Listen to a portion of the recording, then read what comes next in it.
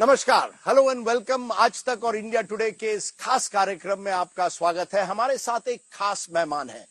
इस चुनाव में कांग्रेस की स्टार प्रचारक, एक क्राउड पुलर, जिनका हर वीडियो वायरल हो जा रहा है और जिन्होंने अमेठी और रायबरेली की कमान संभाली है कांग्रेस पार्टी के लिए। हमारे साथ है कांग्रेस की जनरल सेक्रेटरी प्रियंका गांधी वाड्रा। नमस्कार प्रियंका जी।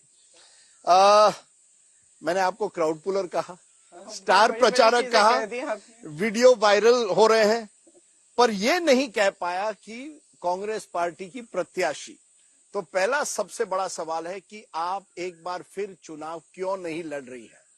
देखिए, आपने देखा मैं पिछले 15 दिनों से यहाँ हूँ रायबरेली में। ये अमेठी रायबरेली क्षेत्र जो है, इसके साथ हमारा पुराना पारिवारिक रिश्ता है। तो यहाँ लोग उम्मीद रखते हैं कि हम लोग आएंगे उनके बीच, गांव-गांव जाएंगे, उनसे बातचीत करेंगे। तो यहाँ रिमोट कंट्रोल से तो चुनाव लड़ाया नहीं जा सकता।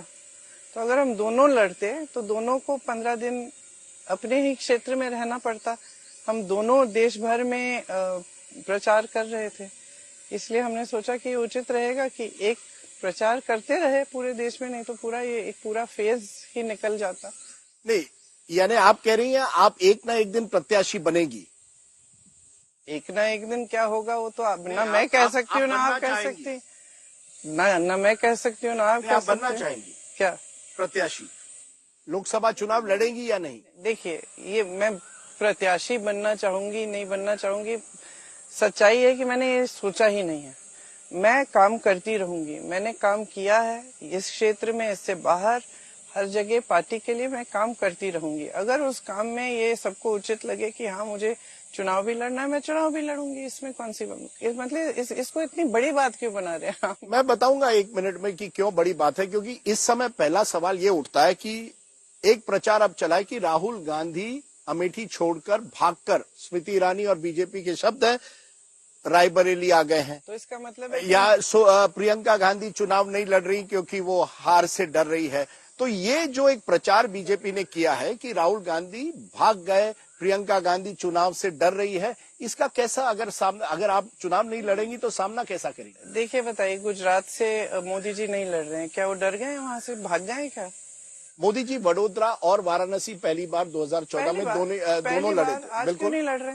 इस चुनाव में क्यों नहीं लड़ रहे हैं? इस चुनाव में चुनाव तो लड़ रहे हैं, चुनाव तो लड़ रहे हैं। हाँ, आप चुनाव नहीं लड़ रही और राहुल गांधी ने अपना क्षेत्र बदल दिया। मैंने आपको स्पष्ट किया क्यों नहीं लड़ रही हूँ। मैंने स्पष्ट किया कि अगर देखिए, हम बीजेपी की स्ट्रैटेजी पे थोड़ी चलेंगे।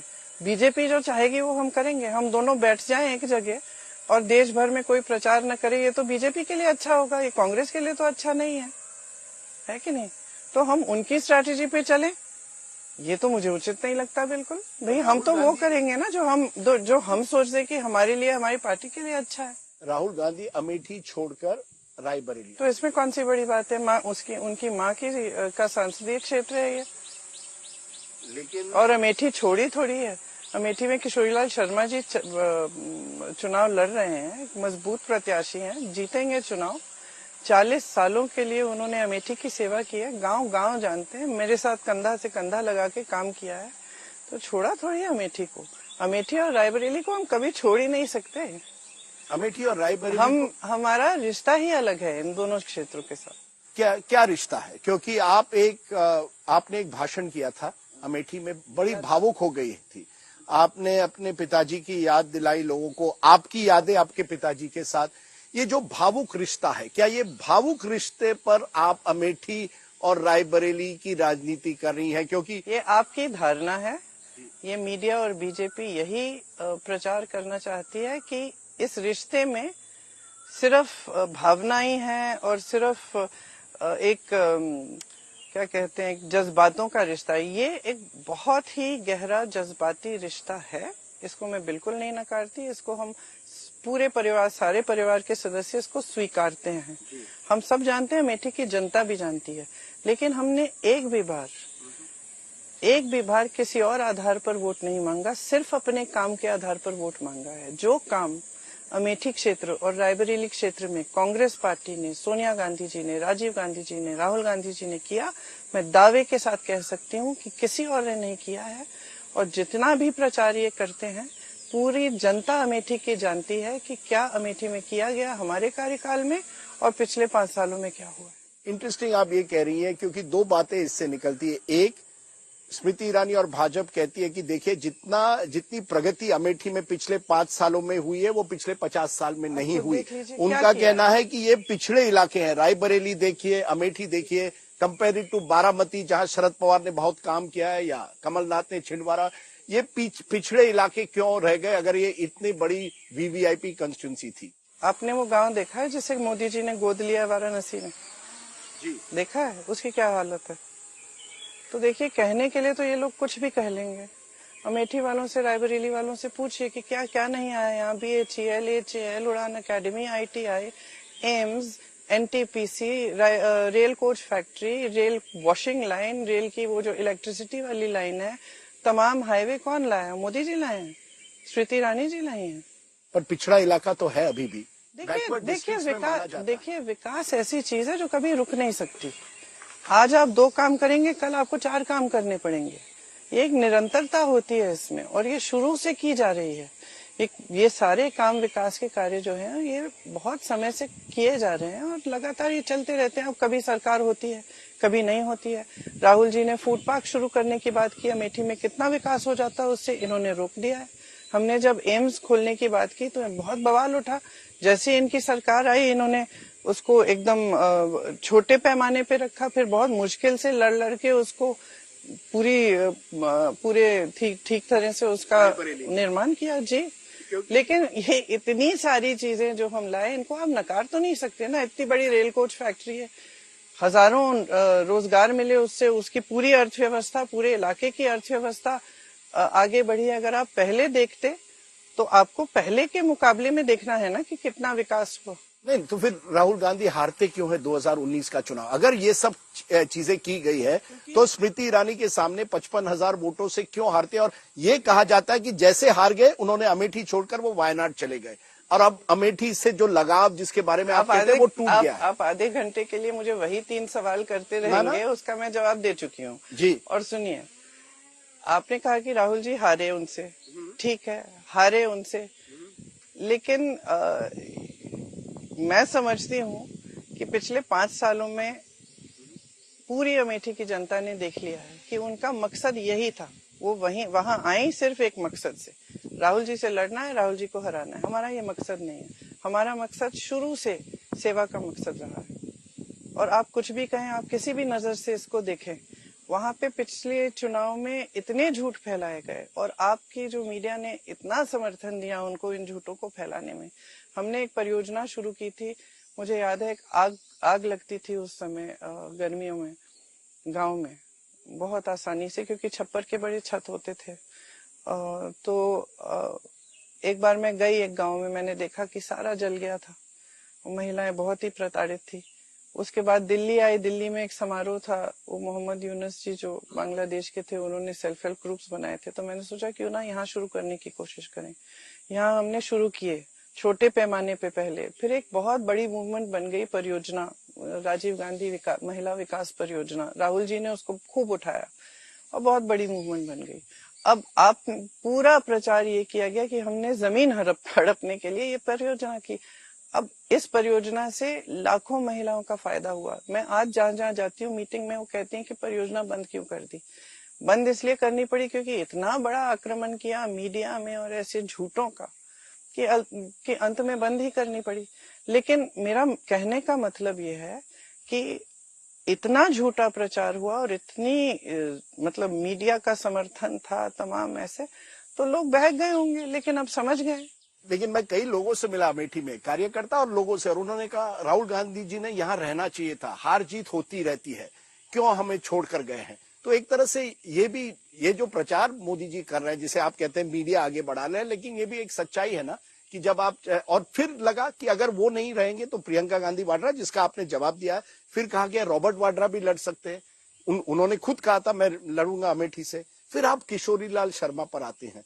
तो क्या कहीं ना कहीं हार जीत तो होती है राजनीति में, अगर वो वहां डटकर रहते तो आपके वर्कर का, हम वहां डटकर हैं, तो चुनाव एक तरह से प्रियंका गांधी वाड्रा लड़ रही हैं। ये आपकी धारणा है कि हम डट के नहीं लड़ रहे हैं, हम डट कर लड़ रहे हैं। वहाँ भी यहाँ भी दोनों हमारी पारिवारिक क्षेत्र रहे हैं, दोनों ऐसे क्षेत्र रहे हैं जिनके साथ हमारा एक बहुत गहरा लगाव है और हम कभी नहीं छोड़ेंगे दोनों क्षेत्र को। तो आप एक 10 सवाल और कर दें इस पे तो मैं आखिरी बार पूछूंगा, तो क्या एक तरह से आप लड़ रही हैं? किशोरीलाल शर्मा तो हैं। आप जवाब क्या चाहते? नहीं, क्योंकि मुझे लगता है, मुझे बताइए आप जवाब क्या चाहते? मैं जवाब चाहता हूं क्या प्रियंका गांधी वाड्रा एक तरह से इसको एक पर्सनल एक चैलेंज लिया है, स्मृति ईरानी ने एक चैलेंज रखा है और अमित शाह ने और नरेंद्र मोदी ने चैलेंज रखा है, आप वो चैलेंज स्वीकार कर रही हैं। किशोरीलाल शर्मा है लेकिन असली प्रत्याशी आप हैं। नहीं, मैं वो जवाब नहीं दूंगी जो आप चाह रहे हैं। किशोरीलाल शर्मा जी प्रत्याशी हैं। किशोरीलाल शर्मा जी स्मृति ईरानी के खिलाफ बहुत मजबूती से लड़ रहे हैं और उनको हराएंगे। चुनाव के रिजल्ट के बाद आप मेरे से बात करिए। आप बिल्कुल आश्वस्त है कि आप अमेठी और रायबरेली दोनों जीतेगी। ये आपने अभी भी कहा पारिवारिक रिश्ता, आपने इस पूरे चुनाव में माता पिताजी का नाम कई बार उठाया। सोनिया जी भी यहाँ कल आई थी, उन्होंने कहा कि मैं एक तरह से राहुल जी को आपको समर्पित कर रही हूँ, जो काम मैंने किया वो आपके लिए करेंगे। आपने कहा था मेरी माँ को विरासत में शहादत मिली, दौलत नहीं, एक भाषण में कहा था पिता को। आपने कहा सोनिया जी ने मंगलसूत्र देश के लिए एक तरह से अपना कुर्बान किया है। क्या आप एक तरह से इमोशनल अपील कर रही है जब सोनिया जी ये भाषण करती है कि मैं आप चाहते हैं और भाजपा चाहती है कि हम चुप रहें और हमारे परिवार के बारे में जितने भी अपशब्द बोले जाएं, जितना भी उल्टा सुल्टा बोला जाए वो ठीक है। आप चाहते हैं कि आप हमारे शहीद पिता को देशद्रोही कहें, मेरी शहीद दादी जी को देशद्रोही कहें और हम चुप रहें। ये तो आपके फायदे की बात है। हम चुप क्यों रहे भाई? हमारे परिवार ने अगर देश के लिए कुर्बानी दी है तो क्या हमें शर्म आना चाहिए इस पे?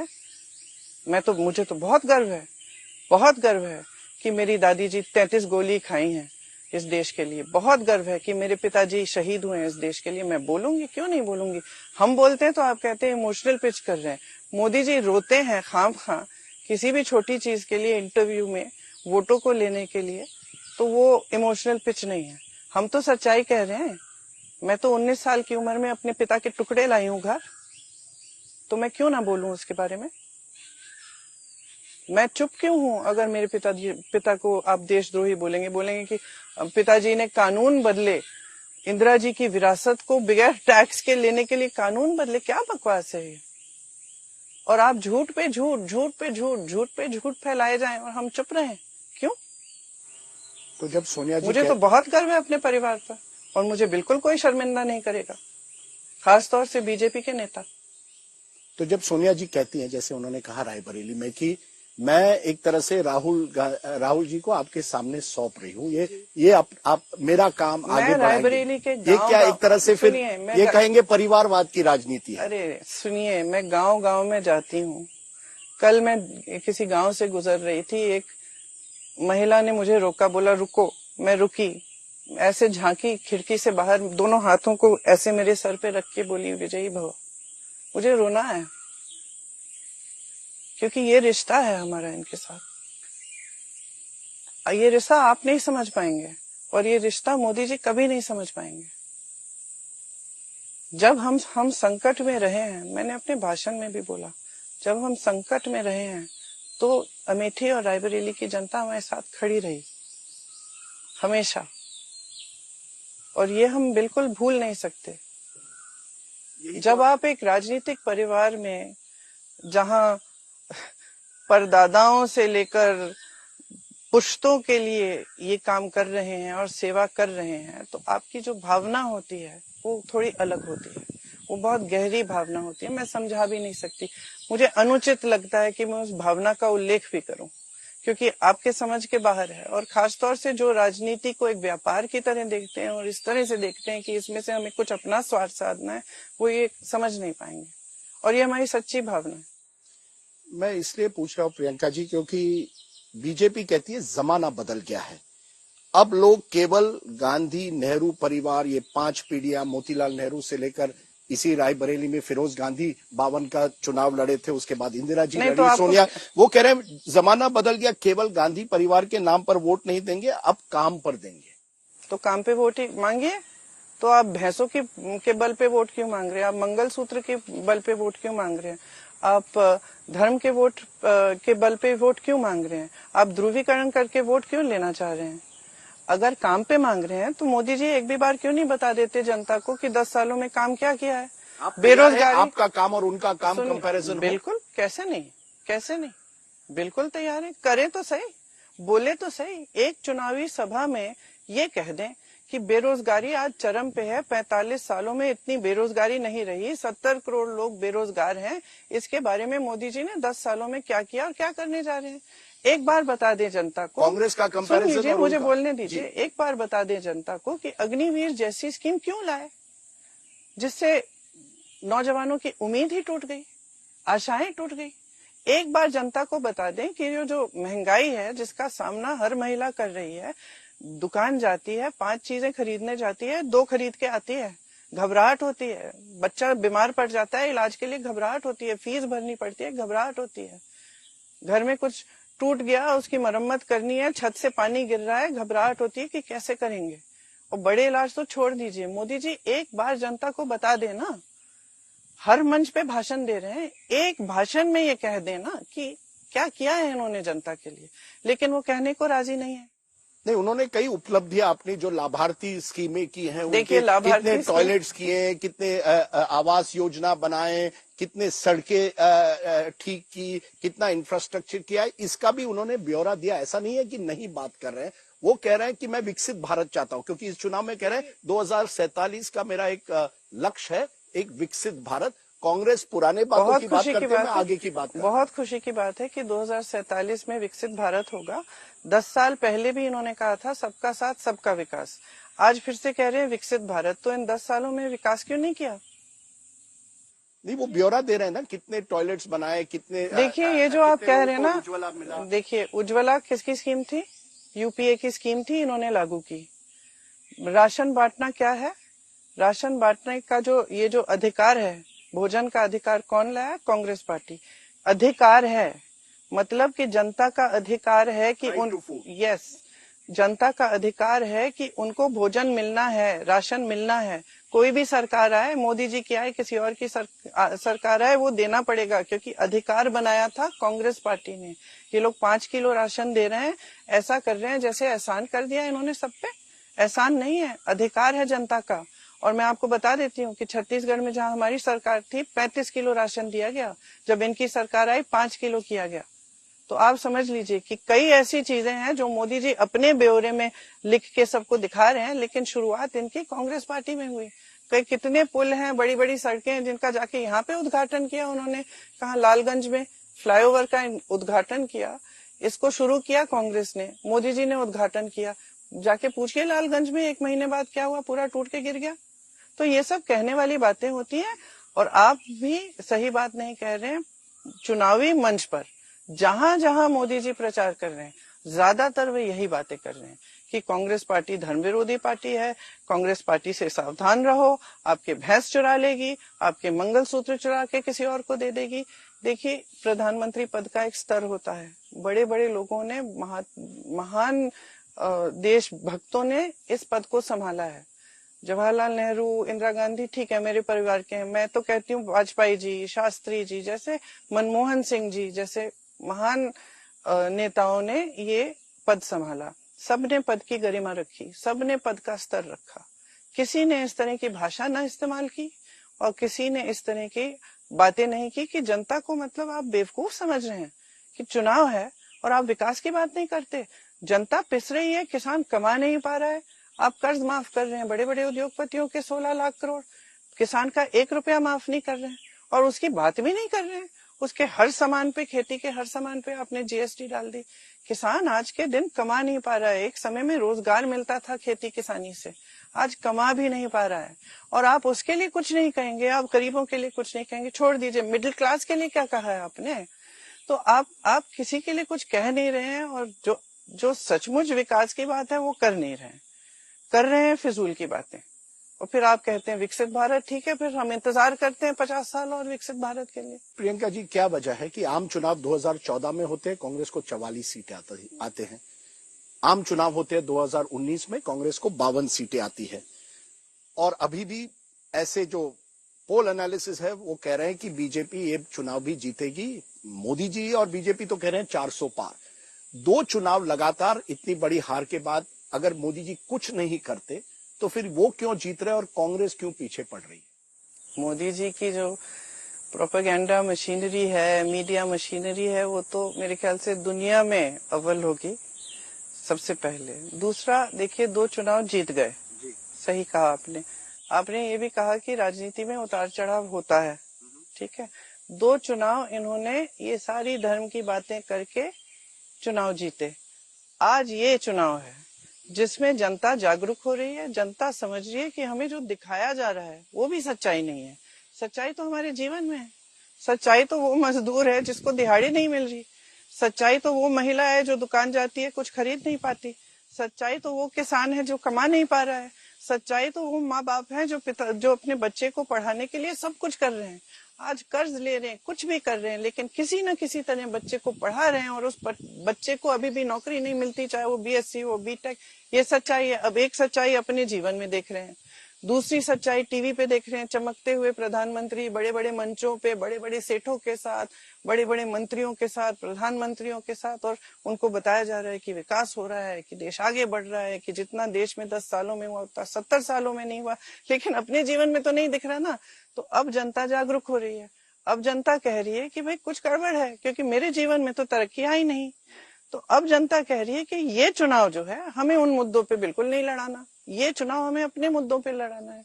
हम चाहते हैं कि आप बेरोजगारी की बात करें, हम चाहते हैं आप महंगाई की बात करें, हम चाहते हैं आप बताएं आप हमारे लिए करेंगे क्या। अब कांग्रेस पार्टी चुनाव प्रचार की शुरुआत से यही कह रही है कि देखिए हम ये स्कीम्स लाए हैं आपके लिए, ये है हमारी गारंटीज। हम 1 लाख रुपए एक सालाना महिलाओं को देना चाहते हैं। हम जो भी हमारी गारंटीज है वो सारी हम बताते हैं, और हम कहते हैं कि देखिए हम आपकी बेरोजगारी, आपकी महंगाई को कम करने का पूरा प्रयास करेंगे और इस तरह से करेंगे। तो जनता सुन रही है क्योंकि कोई उनकी बात कर रहा है। इससे 2 मुद्दे उठते हैं। आपने जो बात कही, एक तो आपने कहा हिंदू मुस्लिम की राजनीति अब नहीं चलेगी, ये आपने कहा। मुझे याद है कि सोनिया गांधी जी हमारे इंडिया टुडे कॉन्क्लेव में आई थी 4-5-6 साल पहले, और उन्होंने कहा था बीजेपी ने बड़े आसानी से कांग्रेस को एक मुस्लिम पार्टी एक तरह से बनाया है, और कांग्रेस ये जो हिंदुत्व की राजनीति है उसमें वो बीजेपी को कॉम्बैट नहीं कर पाई। तो एक तरह से उनका तो वोट, बीजेपी का तो वोट बैंक बढ़ गया और आपको एक तरह से मुस्लिम पार्टी ब्रांड किया गया। अब जब आप राम मंदिर की प्राण प्रतिष्ठा में कांग्रेस नहीं जाती है तो बीजेपी कहती है ये एंटी हिंदू पार्टी है। तो कैसे ये एक आपकी एक ब्रांडिंग हो गई है एंटी हिंदू पार्टी? ये तो इसमें आप लोगों ने खूब मदद की है बीजेपी की इस ब्रांडिंग में, और ब्रांडिंग काफी समय से चल रही है। लेकिन आप हमेशा मीडिया को दोष दे रही हैं। नहीं, दोष नहीं देती। देखिए, दोष बिल्कुल नहीं देती। मैं आपको कितने समय से जानती हूँ, बिल्कुल दोष नहीं देती हूँ। लेकिन एक सच्चाई है ना देश की। सच्चाई तो ये है कि बड़े बड़े जो मीडिया के घराने हैं वो सब बड़े बड़े उद्योगपतियों ने खरीदे हुए हैं या उन्हीं के हैं। सच्चाई है ना, इस सच्चाई से आप भाग तो नहीं सकते। और सच्चाई है कि इन बड़े उद्योगपतियों की साठ-गांठ है मोदी जी के साथ। लेकिन जो आपने मुझसे सवाल किया कि हमारी ब्रांडिंग ये कर दी है कि हम धर्म विरोधी पार्टी हैं या हिंदू विरोधी पार्टी हैं, आप मुझे बताइए हमारे सबसे बड़े नेता कौन है? हमारी पार्टी के सबसे बड़े नेता कौन है, बताइए? आप मुझे बताइए। सब महात्मा गांधी जी सबसे बड़े नेता रहे। ये जो स्वतंत्रता का आंदोलन था, जो सत्य और अहिंसा पे आधारित था, ये महात्मा गांधी जी का आंदोलन था। इसी में जवाहरलाल नेहरू जी ने सारी अपनी जायदाद सब कुछ देश को देके इसमें जुड़े। जी बिल्कुल ठीक है, और तमाम लोग जुड़े इसमें। वो गांधी नेहरू का जमाना था। वो नहीं, मैं आपको कुछ समझा रही हूँ, आप सुन लीजिए। वो पूरा आंदोलन हिंदू धर्म की जो सीख है उस पर आधारित था। सत्यमेव जयते, सत्य के पथ पर चलना, ये हिंदू धर्म की सीख है। हर हिंदू महात्मा ने, हर हिंदू गुरु ने, हर हिंदू संत ने यही कहा है। हमारा पूरा आंदोलन उस पे चला। पूरी पार्टी ने उस आंदोलन में भाग लिया। जेल गए, 13-14 सालों के लिए लोग जेल में रहे। पंडित जी 13 साल के लिए जेल में रहे। सबने शहादत दी, तमाम लोगों ने, और पूरी पार्टी इससे ही बनी। हमारी पार्टी का आधार ही ये है। महात्मा गांधी जी को गोली लगती है, क्या निकलता है उनसे, उनके मुंह से, हे राम, हे राम, हे राम। तो अब कहाँ से हम धर्म विरोधी पार्टी बन सकते हैं? हम बन ही नहीं सकते धर्म विरोधी party. Vote bank politics party बने हैं। अरे छोड़िए, वोट बैंक पॉलिटिक्स तो ये लोग कर रहे हैं। वोट बैंक पॉलिटिक्स क्या कर रहे हैं हम विकास की बात कर रहे हैं। हम क्या अपनी गारंटीज में कह रहे हैं इसको देंगे, उसको देंगे, ये इसको नहीं देंगे?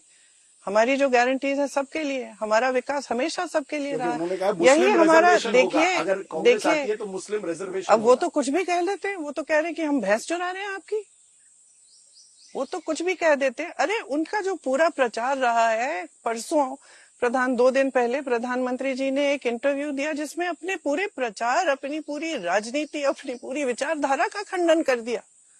उन्होंने कह दिया कि अगर मैं ऐसा करता तो मैं प्रधानमंत्री बनने के लायक नहीं होता। तो फिर शायद आप कुछ समझ रहे हैं जो हम नहीं समझ रहे हैं, क्योंकि आपने जो प्रचार किया है, जो देश के सामने बोला है, रोज रोज बोलते हैं, उसका आपने खंडन कर लिया। अगले दिन जाके आप फिर से वो बातें बोलने लगे, तो उनकी बातों में तो वजन है ही नहीं। अब मैं अपना समय बर्बाद करूंगी उनकी बातों का जवाब देते हुए, जब उनकी बातों में वजन नहीं है। एक दिन कुछ कहते हैं, अगले दिन बदल देते हैं। मैम, आपने कहा ये हिंदू मुस्लिम राजनीति नहीं चलती, लेकिन क्या आप मानती हैं, मैं पूछ रहा हूं, कि राम प्राण प्रतिष्ठा में न जाना मिस्टेक थी कांग्रेस की या नहीं? अगर आप हर चीज को राजनीतिक नजरिए से देखें तो आप कुछ भी कह सकते हैं। धर्म एक राजनीतिक मसला नहीं है। धर्म हर हिंदुस्तानी के दिल का मसला है। हर हिंदुस्तानी के दिल में भगवान है, चाहे वो राम भगवान राम हो, चाहे शिव जी हो, चाहे किसी और धर्म के हो। कोई गलती और नहीं, सुनिए मेरी बात। तो जो धर्म है वो दिल में हर हिंदुस्तानी के है। जहाँ आस्था है, जहाँ देश की आस्था है और जनता की आस्था है, उसका आदर होना ही चाहिए। तो इसमें ये कहना गलती की नहीं गलती की, ये तो आप राजनीतिक नजरिए से देख रहे हैं। क्योंकि जो प्राण प्रतिष्ठा का कार्यक्रम था उसमें भाजपा से न्योता आया था, तो ये स्पष्ट किया था कांग्रेस पार्टी ने। हम आदर करते हैं पूरी तरह से। देश की जहां आस्था है उस जगह की का हम आदर ना करें, ये हो ही नहीं सकता। हम देश के प्रतिनिधि हैं, हम जनता के प्रतिनिधि हैं। 2 बड़ी कंस्टिट्यूंसीज हैं जिसके बारे में आपने जिक्र किया, एक है युवा, एक है महिला, क्योंकि आपने बेरोजगारी की बात की और आपने महंगाई की बात की। पहले आते हैं महिला पर, क्योंकि आपने 2022 का चुनाव उत्तर प्रदेश में लड़ा। लड़की हूं, लड़ सकती हूं, और आपने कई महिलाओं को टिकट भी दी। मिले कितने? 40% करीब मिले। कितने आपको? 2 ही आपके उम्मीदवार जीत के आए, 90% की डिपॉजिट हार गई। तो कहीं ना कहीं ऐसा लगा कि मोदी योगी की जो डबल इंजन है, महिला भी उससे प्रभावित हुए। अगर क्या वजह है, फिर से मैं पूछ रहा हूं, कांग्रेस 2 चुनाव हारती है, यूपी में लगातार हार रही है, तो अगर महिलाओं के लिए आपने ये सब किया, महिला मोदी जी और योगी जी के साथ क्यों गए? अच्छा, सबसे पहले तो मैं ये कह देती हूँ आपको, जो आप यकीन नहीं करेंगे, कि मुझे शुरू से मालूम था कि क्या रिजल्ट आने वाला है। शुरू से हमें कोई गलतफहमी नहीं थी, लेकिन हमने ये तय किया कि इसके बावजूद हम लड़ेंगे और थोड़े नए तरीके से लड़ेंगे। मुझे बहुत गर्व है कि मैंने लड़की हूँ, लड़ सकती हूँ का पूरा कैंपेन किया। वो एक तो कैंपेन मेरे ख्याल से अच्छी थी, चली नहीं, ये बिल्कुल मैं स्वीकार करती हूँ। क्यों नहीं चली? संगठन नहीं है कांग्रेस का? संगठन इसकी बड़ी बहुत वजह है, बहुत वजह है। यूपी में संगठन बहुत कमजोर। लेकिन मैं एक बात खत्म कर देती हूँ, फिर दूसरे का जवाब देती हूँ। तो ठीक है, यूपी में चली नहीं, उसका नतीजा नहीं आया, लेकिन हमने एक नई चेतना हमने देश में हम ला पाए। ठीक है, और वो चेतना क्या थी कि महिलाएं जो है बहुत महत्वपूर्ण शक्ति हैं इस देश में, और खास तौर से जो जवान महिलाएं हैं, जो जिनकी महत्वाकांक्षाएं भी थोड़ी अलग हैं आजकल। तो मुझे तो बहुत गर्व है कि उसके बाद से काफी राजनीतिक दलों ने महिलाओं पर अपना ध्यान देना शुरू किया। ये जागरूकता आ गई राजनीतिक दलों में भी कि भाई महिलाओं को तो फिर चाहे बीजेपी हो, चाहे अलग अलग पार्टियां हो प्रदेशों में, सबने, अगर आप देखें, हमने जो महिला मैनिफेस्टो निकाला था, शक्ति विधान, उसमें जो जो लिखा था उसको लेकर अगर आज आप कंपेयर करें कि कौन सी अलग अलग देश भर में पार्टियां हैं जो उसमें से लेकर कई घोषणाएं कर रहे हैं महिलाओं के लिए, तो ये तो अच्छा ही है। देखिए, हम चाहते थे कि एक चेतना बने महिलाओं के बारे में। मेरे लिए एक व्यक्तिगत मुद्दा है। मुझे लगता है कि महिलाओं को आगे बढ़ना चाहिए, भागीदार होना चाहिए देश की राजनीति में, देश के निर्णय लेने में, देश को आगे बढ़ाने में। तो मैं तो बहुत खुश होती हूँ, मैं देखती हूँ कि अगर दूसरी पार्टियां भी कर रहे हैं तो। मैं इसलिए पूछ रहा हूँ कि इसके बावजूद केवल 2 सीटें आई, तो या तो संगठन की कमजोरी है, या तो एक कांग्रेस की छवि जैसे मैंने कहा बन गई है, या तो परिवारवाद की पार्टी है या भ्रष्ट पार्टी है। ये 2 बीजेपी बार बार कहती है, भ्रष्ट पार्टी है, परिवारवाद की पार्टी है, पार्टी परिवार है। देखिए, तो क्या वजह है कि 2 ही सीटें सबसे क्या वजह ये है कि यहाँ पे संघर्ष बहुत है। यूपी में ये कहना कि हमारा संगठन बहुत मजबूत है, ठीक नहीं है। यहाँ हमारा संगठन 32 सालों से सरकार में नहीं रहे, सत्ता नहीं रही।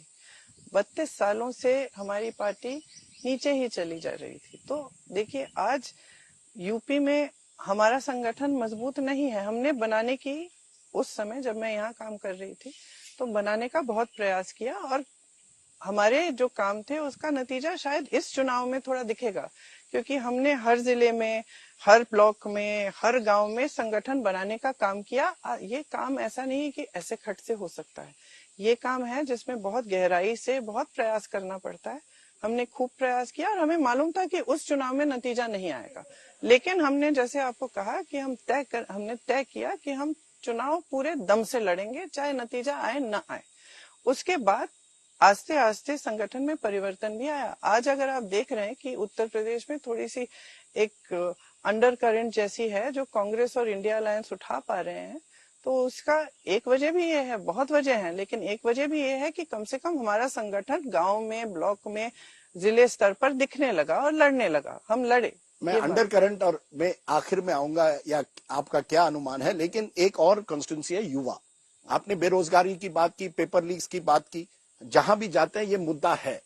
लेकिन सवाल उठता है, एक जनरेशन आया है 91 के बाद, उनको ना इंदिरा गांधी की याद है, ना जवाहरलाल नेहरू, ना राजीव गांधी। वो जो जनरेशन है वो कहता है यार मुझे कैंडिडेट चाहिए मेरिट पर, मुझे परिवार की पॉलिटिक्स नहीं चाहिए, मुझे एक नया भारत चाहिए। और तो मोदी जी ने उस भारत को फोकस किया है। आप परिवार, और आपके जो राज्य थे जहां आप रोजगार दे सकते थे वहां नहीं मिला है। इसलिए अगर आप कहते हैं कि हम रोजगार देंगे, बीजेपी कहेगी, तो फिर आपने राजस्थान में जब आपकी सरकार थी तब क्यों नहीं दिया? आप लोग तय कर लीजिए कि आपको कहना क्या है। आप कहते हैं परिवार की पॉलिटिक्स, परिवार की पॉलिटिक्स, फिर आप पूरा अभियान चलाते हैं, भाजपा चलाती है, आप चलाते हैं कि फॉर एग्जाम्पल प्रियंका गांधी चुनाव क्यों नहीं लड़ रही है, उसमें परिवारवाद नहीं है, वो आपके कन्वीनियंस के लिए। तो जब आपके कन्वीनियंस के लिए होता है, आप उठा लेते हैं मुद्दा और परिवारवाद की बातें ये करते हैं। इनके जरा गिनिए कितने बच्चे, कितने चाचे, चाचियां, भतीजे सब इनके पार्टी में है, बताइए। मैं आपको निकाल के दे दूंगी कितने परिवार इनकी पार्टी में। और जो आपके पार्टी में एक ही परिवार लेता है ना, वो उनका बिल्कुल, ये बिल्कुल गलत है। हमारी पार्टी भाजपा की तरह नहीं है जहाँ निर्णय एक जना लेता है। तो सिर्फ मोदी जी और अमित शाह जी सब निर्णय लेते हैं, मंत्रियों को भी स्वतंत्रता नहीं दी है। वो मंत्री जो प्राइवेट में होते हैं वो रोते हैं कि भाई हमें भी इतनी स्वतंत्रता नहीं कि हम एक निर्णय ले पाए। हमारी पार्टी अगर ऐसी होती तो आप ये आलोचना नहीं करते हमारी पार्टी की कि भाई कांग्रेस पार्टी को देखो, कांग्रेस एक लाइन पकड़ रही है, कोई नेता कुछ बोल रहा है, कोई नेता कुछ बोल रहा है। हमारी पार्टी सचमुच लोकतांत्रिक पार्टी, ज्यादा लोकतंत्र है। आपने ये धारणा बना रखी है कि सारा परिवार तय करता है। हमारे अध्यक्ष जी हैं और उनकी ये इंसल्ट है। हमारे अध्यक्ष एक बहुत अनुभवी नेता है, मेरे ख्याल से 9-10 चुनाव जीते हैं, 11 चुनाव जीते हैं, दशकों के लिए राजनीति की है, तमाम संघर्ष झेले हैं, पर्सनल और राजनीतिक भी। और ये कहना कि वो तो कठपुतली हैं, कोई और तय कर रहे, एकदम गलत है। ये जरूर है कि वो जहां उनको जरूरत पड़े वो सलाह लेते हैं, सिर्फ सोनिया जी और राहुल जी से नहीं, लेकिन वो मनमोहन सिंह जी से भी सलाह लेते हैं, चिदम्बरम जी से भी सलाह लेते हैं, जो भी वरिष्ठ नेता है पार्टी के उन सब से सलाह लेते हैं। और इसमें क्या, कौन सी बुरी बात है? क्या ये 2024 का चुनाव, जैसे हम आखिरी पड़ाव पर आ रहे हैं, क्या ये कहा जाए मोदी बनाम राहुल गांधी अभी भी एक लेवल पर है, और कामदार वर्सेस नामदार जो बीजेपी कहती है? क्योंकि मोदी जी ने बीजेपी कामदार नहीं है। अगर बीजेपी कामदार होती तो उनके बड़े बड़े नेताओं की हिम्मत होती कि अपने काम पे वोट मांगते। उनके बड़े नेता जो हैं कायर हैं, सबसे बड़े कार प्रधानमंत्री जी मोदी जी खुद हैं। वो जनता के सामने खड़े होके इतना नहीं बता सकते कि बेरोजगारी आज चरम पे क्यों है उनके कार्यकाल में। यही तो सवाल है कि मोदी जी बार बार नेहरू गांधी परिवार को टारगेट करते हैं और आप मोदी जी को, मैंने आपका एक भाषण सुना, आपने कहा मोदी जी बड़ी गाड़ी में जाते हैं, कुर्ता हर 10 मिनट बदलते हैं, आम जनता से नहीं मिलते हैं, लोगों से डिस्कनेक्ट हो गए। देखिए राहुल गांधी किस तरह से भारत जोड़ो यात्रा में जनता से जुड़ रहे हैं। ये बड़ा पर्सनल लगता है। मोदी जी बनाम नेहरू गांधी परिवार बड़ा पर्सनल है, क्योंकि हर भाषण में या तो वो आपका जिक्र करते हैं या आप उनका, और चुनाव बन जाता है मोदी बनाम नेहरू गांधी परिवार। देखिए मोदी जी को कुछ सनक है मेरे परिवार के बारे में, इसके बारे में मुझे नहीं मालूम क्यों है, लेकिन हमें नहीं है। वो प्रधानमंत्री हैं, वो जनता के प्रति जवाबदेह हैं। हम विपक्ष हैं, सवाल उठाना हमारा कर्तव्य है। हम सवाल ये आज उठा रहे हैं कि मोदी जी चुनाव प्रचार में आपकी बात क्यों नहीं कर रहे हैं। ये आप मानेंगे कि प्रधानमंत्री हैं, सबसे बड़ा पद है, आप मानेंगे कि जनता की बात होनी चाहिए। आप ये भी नहीं नकार सकते कि मोदी जी ने भैंसों की बात की है, मंगलसूत्र की बात की है, तमाम फिजूल की बातें की हैं, और उन बातों का फिर खंडन भी किया है, फिर उन बातों को रिपीट किया है। तो हम तो देखिए, हम विपक्ष के नेता हैं, हम मोदी जी के चमचे नहीं हैं।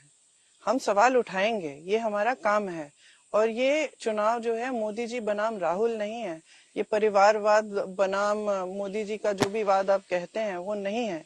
ये चुनाव जनता के बारे में है, ये चुनाव इन चीजों के बारे में है जिनके बारे में हम रोज बात करते हैं।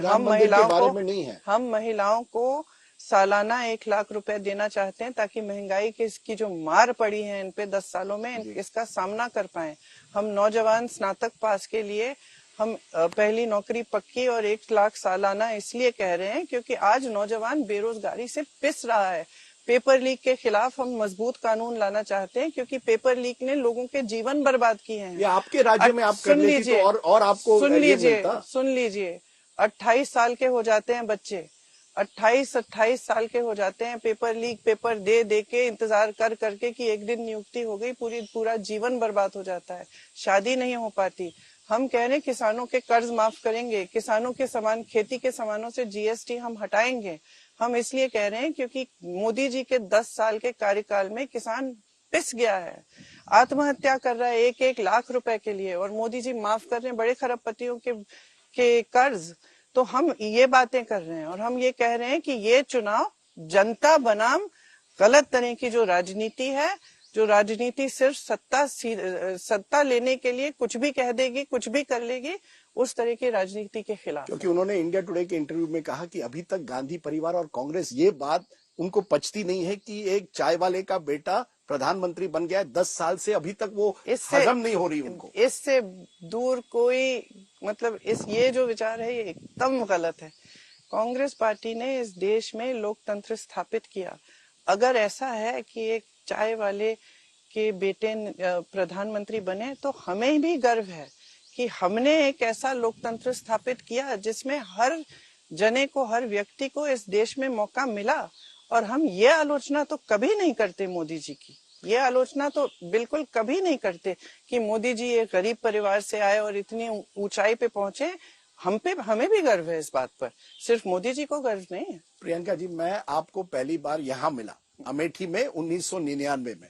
अभी भी आपको याद होगा, आप तब सोनिया गांधी जी के लिए पहली बार कैंपेन कर रही थी। अब आप अपने भाई के लिए कर रही है, कांग्रेस पार्टी के लिए कर रही है। मैं पूछना चाहता हूँ 25 साल में प्रियंका गांधी वाड्रा में सबसे बड़ा बदलाव क्या है? मैंने शुरुआत की कि आप प्रत्याशी कब बनेगी, आपने कहा मैं फ्यूचर के बारे में नहीं कह सकती, लेकिन मैं आपसे पूछना चाहता हूँ आपने ये 25 सालों में क्या बदलाव? सफेद हो गए और रंगवाने पड़ते।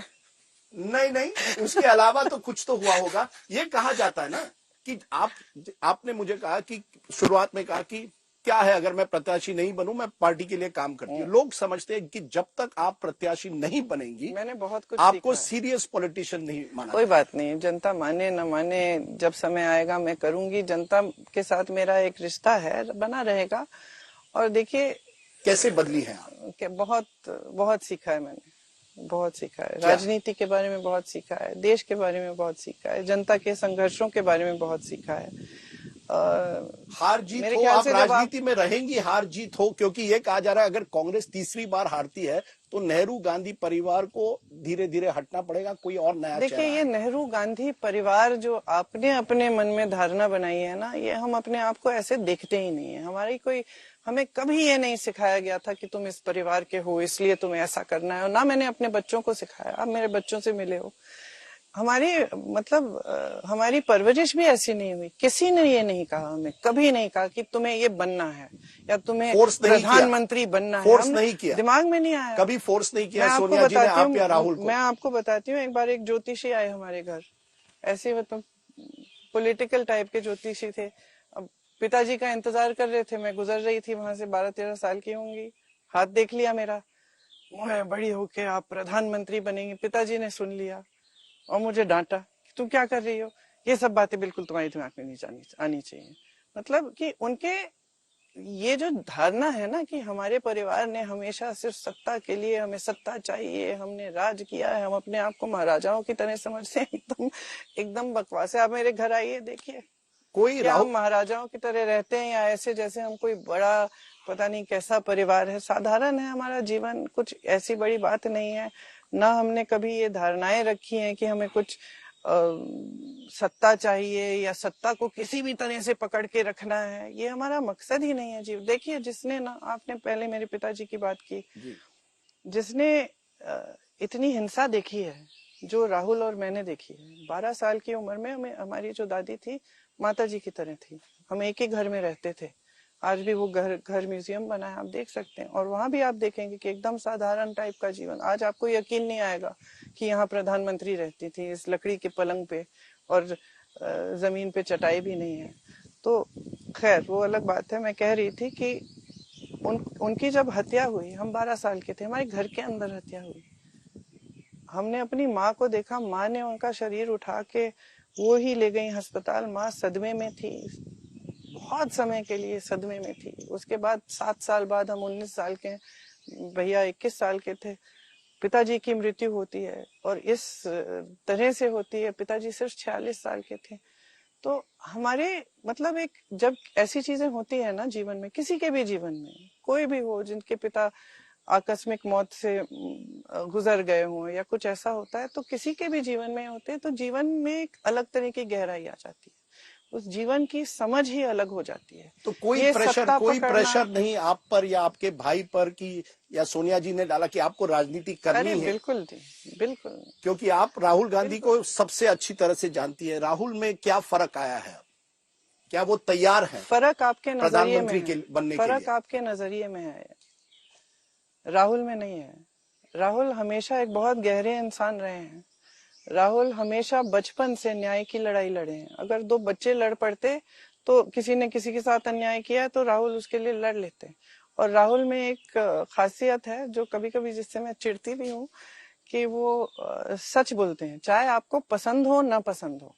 अपनी बहन से, अपने दोस्तों से, अपने साथ जो कार्य करते हैं उनके साथियों के साथ और जनता के साथ, वो सच बोलते हैं। आपको भी मुंह पे सच बोल देंगे। आपको इसलिए तो लोग थोड़े से, क्योंकि हम लोगों की आदत है कि हम थोड़ी अच्छी तरह से बोलते हैं, जो भी बोलना है। मेरी भी आदत है, मैं ऐसी मुंहफट नहीं हूँ, वो थोड़े से तो हार मुंहफट है। जीत हो, आप दोनों रहेंगी राजनीति में। प्रियंका गांधी वाड्रा और राहुल गांधी रहेंगे, हार जीत हो। और क्या, हम तो यार, ये कोई सवाल है?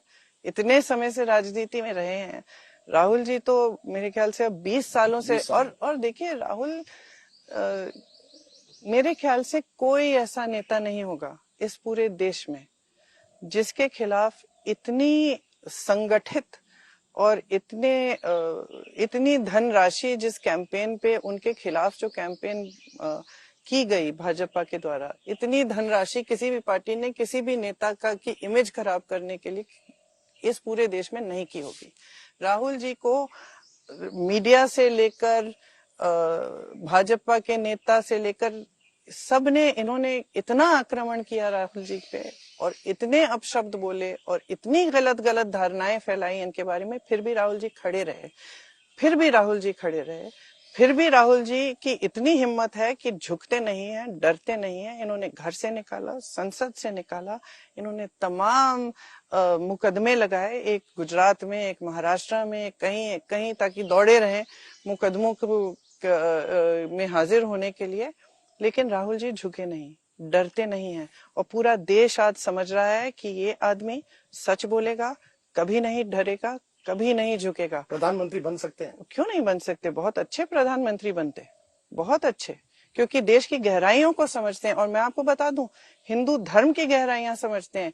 अगर मोदी जी कल हिंदू धर्म पे डिबेट करें राहुल जी के साथ, तो मैं दावे के साथ कह सकती हूँ कि राहुल जी के सामने वो बोल नहीं पाएंगे। इतना जानते हैं, इतनी जानकारी है और इतनी गहराई में चीजों को समझते हैं। लेकिन इस चुनाव में ये तय किया गया है कि इंडिया गठबंधन के नेता तय करेंगे कि प्रधानमंत्री कौन बनेगा। तो वो खुद सब बैठ के तय करेंगे, जिसको भी चुने हम समर्थन देंगे।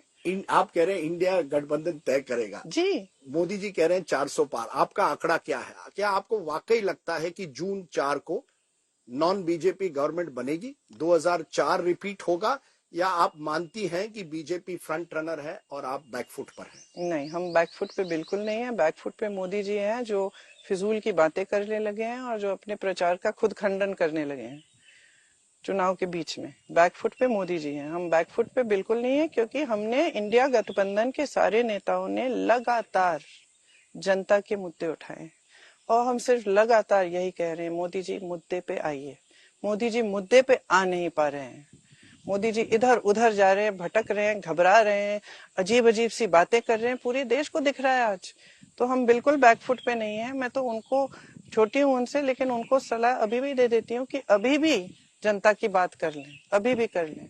प्रियंका जी, हम ये इंटरव्यू यहाँ एंड कर रहे हैं, लेकिन मैं आपसे पूछूंगा, यू आर कॉल्ड, आपको कहा गया था कांग्रेस की ब्रह्मास्त्र होंगी जब आप पॉलिटिक्स में नहीं आई।